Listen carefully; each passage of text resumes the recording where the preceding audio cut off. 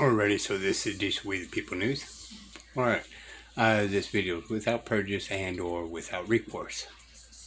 Alrighty, I'm not an attorney, I'm not giving legal advice, so do not take it as such.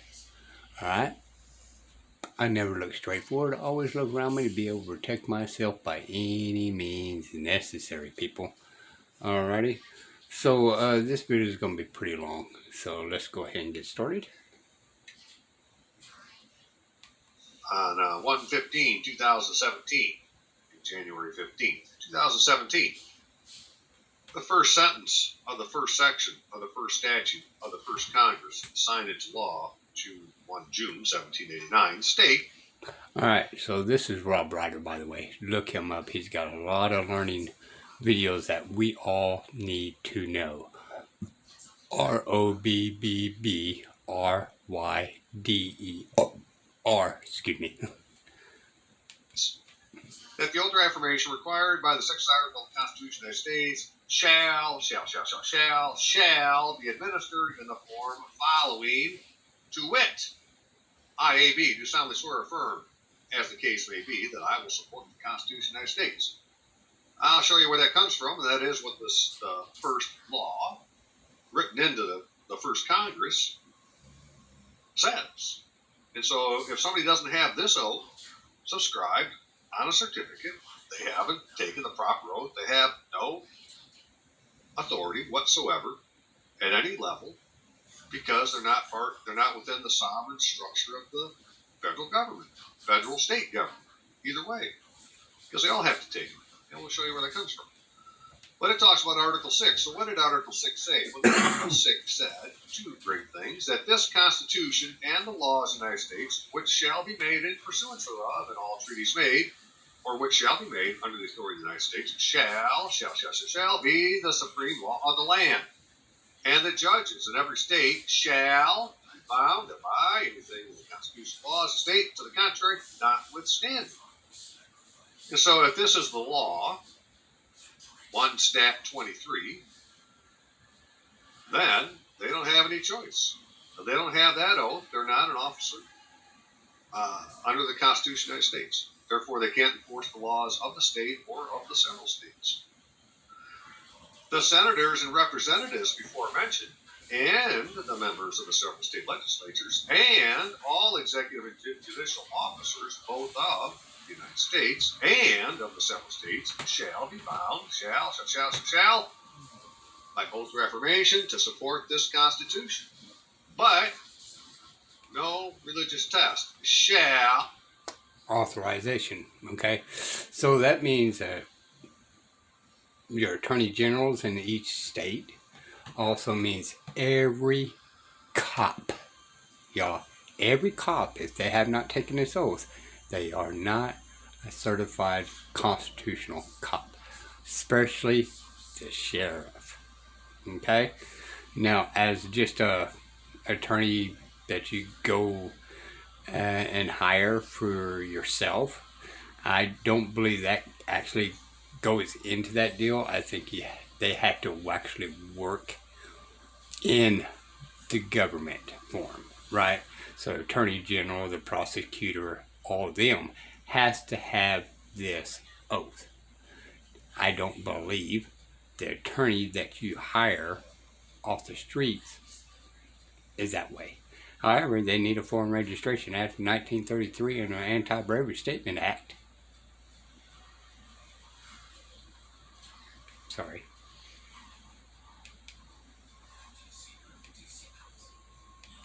Ever be required as a qualification to any office or public trust under the United States. Lots of shalls in there. And so shall means shall, brother. When it says shall, you need to do it. And whatever shall is what shall is. And shall says that the laws of the United States are the supreme law of the land. And this law says that this is the oath that satisfies the 6th article of the Constitution. The oath that's normally said is found in 5 U.S.C. 3331, oath of office, in which it says, an individual, except the president, elected or appointed to an office of honor or profit, right? So particular offices, an office of honor or an office of profit, in the civil service or uniformed services shall take the following oath. Shall. I, A.B., do solemnly swear or affirm that I will support and defend the Constitution of the United States against all enemies, foreign and domestic. That I will bear true faith and allegiance to the same. That I take this obligation freely without any mental reservation or purpose of evasion. And that I will well and faithfully discharge the duties of the office of which I am about to enter. So help me God. This section does not affect other oaths required by law. So no matter if you take 5, you still got to go take this one. In fact, you had to do this one first. What else? And that right there leads the problem. Nobody is actually taking that one oath. Period. I cannot find anybody, cops, sheriffs, judges, anybody taking the Article 6. They're taking the 5. They're not taking Article 6. Now, if you listen to when the senators or the congressmen are supposed to be given the oath, they're not the ones saying this, right? You are supposed to, I, Robert Allen, need you, the person taking the oath, needs to say it, not say, do you solemnly swear or affirm? And have you say, I do. That isn't what the oath is. Man's supposed to stand up there and say, I state your name. And you say, I, Robert Allen Rytlewski, or whatever your name is, do solemnly swear or affirm. You need to say those words, or it's not the proper oath. The point being, this oath isn't properly administered to the Congress. Hang on just a second. So this law, it'd be good to find it this way, maybe. It's called, because it has a name, right? It was an act. It's an act to regulate the time and manner of administering certain oaths. You can find it on Wikipedia. If you just put in enough of those words, you'll find it on Wikipedia. An act to regulate the time and manner of administering certain oaths. It's also known as 1 Stat 23, 1 STAT 23. Whatever you need to do to find it. But if you find it on Wikipedia, they have a link that'll take you to a copy that you can download, which, hey, that might be useful if you had a court case. Which is the idea with this video, is to say, hey, let's go take this oath. Let's take this law and say, hey, if you don't have this oath, you don't have any power. Right? And I'm going to file a complaint that this is a violation of my civil liberties based on the fact that you don't have a properly executed oath, so you don't have an office. That goes back into 1 Stat 23, right? Go to the library, get a copy of it. Get the librarian to stamp it. That makes it a certified copy, okay? And when you put it in your records, make sure the librarian stamped it as a certified copy when you have it print out, okay? Don't do it from your house or anything. Do it at the library and put that librarian stamp on there. Make sure she puts that stamp on there. It makes it certified. So when you put it in your documents and challenge this oath of office that does not exist, it's a certified copy, y'all. The Constitution says you have to have it. So it's a constitutional crisis if they haven't taken the proper oath. For that reason, I filed a complaint with the Office of the Inspector General.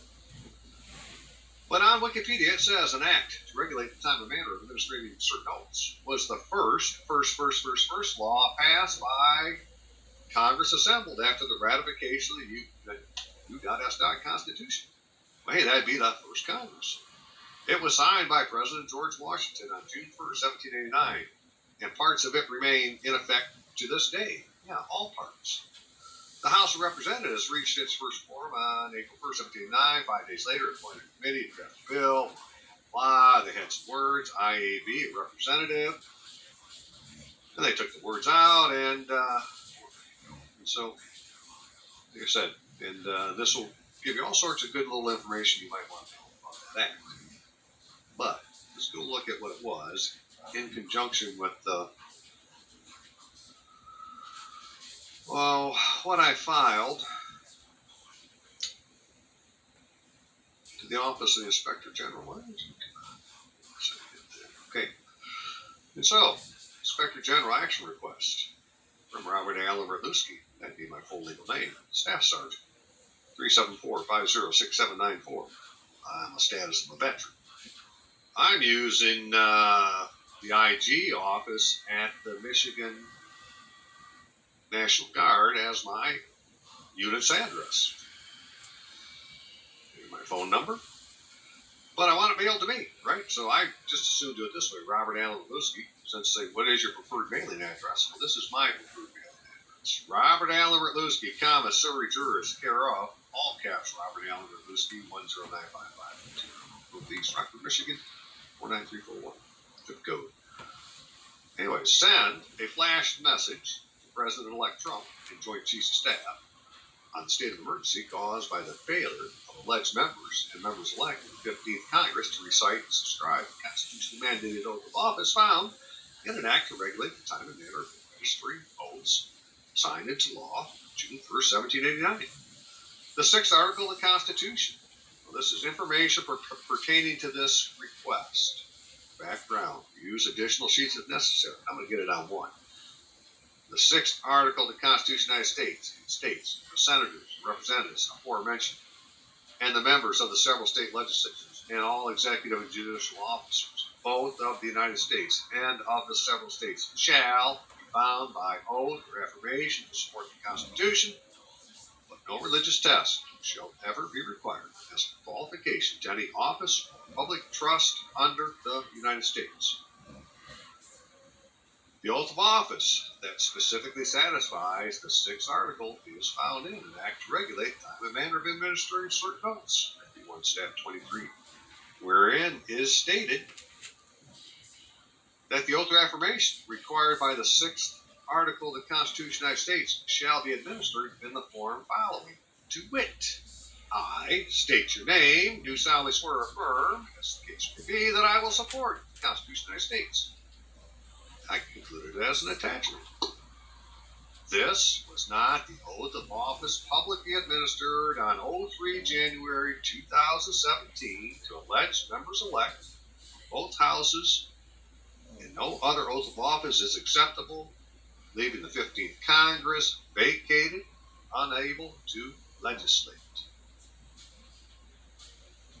Documentary evidence of this constitutional crisis can be found by reviewing the 03 January 2017 Journal of the House or Congressional Record of the same day, within which is the official record, an online video record of House and Senate representatives that day.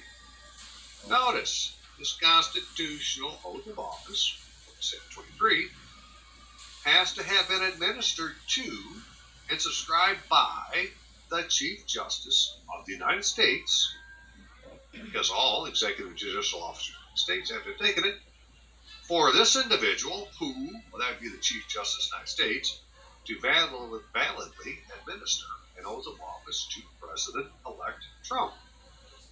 To simulate this authority would be a treason. To simulate this authority would be an act of treason. One more time for a trifecta. To simulate this authority would be an act of treason. It is my belief that members of the several states legislature and all executive and judicial officers, both in the United States and of the several states, have not been administered nor subscribed this constitutionally mandated oath of office, leaving them impotent to execute the laws of the United States or adjudicate proceedings pertaining to them, unless they have a validating document, as prescribed by law, talks about a certificate, to enforce the laws of the United States. They are not officers of the United States in the several states. They are instead domestic terrorists, and I demand the United States military protect the inhabitants of the United States from their lawless acts. I'm dead serious. You either get a proper oath or you're a domestic terrorist. I demand that the military protect me from you. Laws of the United States. So this is what you would find when you find 1 Stat 23. It looks like this. The laws of the United States. And this is just a little 2-page act that if you were to get both pages from the library, I think you could talk the librarian into putting their seal on it because it's a public record. Even if you did it from a computer and you print it out in the library, as I remember, they print out things behind the desk and tell them you want to seal on it, see if they'll do it. If not, no big deal, right? But I think you could, and I just think that adds so much weight to it. And I'm sure you could, though, from a legal library. But they'd have to put it on. So once they do, well, this is the law. It can't be disputed. It came out of the law library, or it came out of the public record of any kind. It says, here's the laws of the United States. Acts of the First Congress of the United States, passed at the first session, which was begun and held City of New York, Wednesday, March 4, 1789, and continued September 29, 1789. George Washington, President, John Adams, Vice President of the United States and President of the Senate, Frederick Augustus Muhlenberg, Speaker of the House of Representatives. Those three men made up the government. Apparently, they're not listing the House. In fact, they got the House of Representatives. They got it blocked off. It's like Representative 1. So, but be it enacted by the Senate, representative of the states of America, in Congress assembled, that the oath or affirmation required by the 6th Article of the Constitution of the United States shall be administered in the form following, to wit. There you are. Okay, so I'm not going to read this thing. Go get a copy, and you'll see it says all these people have to have taken this oath. There is no way around it, right? To not have done this and try to enforce the law would make you simulate an illegal process, and that's just a crime. It's a violation of your civil liberties. You're being denied due process. The guy who's trying to enforce the law doesn't have any authority. And he's taking you to a court that doesn't have any authority to adjudicate the matter because the executive and the judicial officers haven't taken a proper oath. And so shake your county up and tell them to produce the paper. You're going to file a complaint with the Inspector General. And just see what happens with it. Okay. One more time. Okay, I want to quickly finish up with my public record of who I've made aware of this fact, and it would include the Inspector General of the U.S. House of Representatives, in which I said take to. All right. We're going to leave it off here. All right. These are We the People News. Go to part 2. All right. Bye, y'all.